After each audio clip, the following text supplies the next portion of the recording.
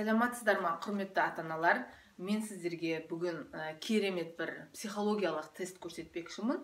Бұл арқылы біз балабақшаға баратын балалар, немесе бастауыш сынып оқушылары болатын болса, солардан жасап алуға болады.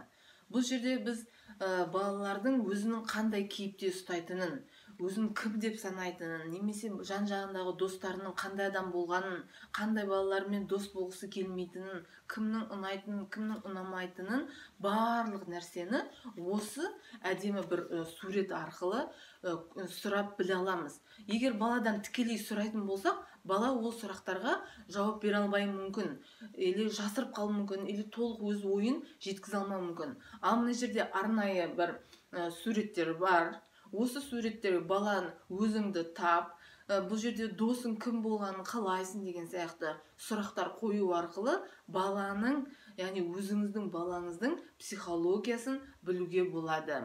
Егерде осы тест сұрақтармен сізге керек болатын болса, сізге ұнаған болса, төмендегі комментарийға өзіңіздің номеріңізді қалдырыңыз. Сізге міндетті түрде осы суретпен өзінің сұрақтарын жіберетін боламын.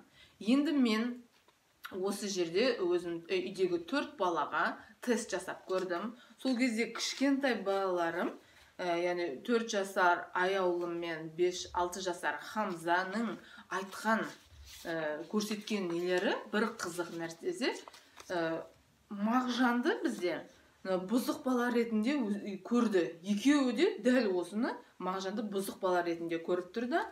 Ал Мағжанның өзінен сұрайтын болса, Мағжан бұл баланы өзіне дос емес, яғни мен оны ұнатпаймын, мен мұндай емеспін деген мағынаны көрсетіп тұр. Өзін қарапайым мына жерде жүрген балаға ұқсатты, теңестірді да.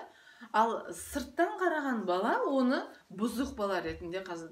Осындай қызық нәрселер өздеріңде таба аласыздар. Балаларыңыздың арасында, бір семьяда, отбасыда жасаса да болады. Ол үшін жеке-жеке, басқа ешкім естімеу керек, жеке-жеке балалардан осы парақты шығарып алып сұрасаңыздар болады. Ал комментарийге номерлеріңізді қалдырыңыздар, мен сіздерге міндетті түрде жіберетін боламын. Жақсы, сау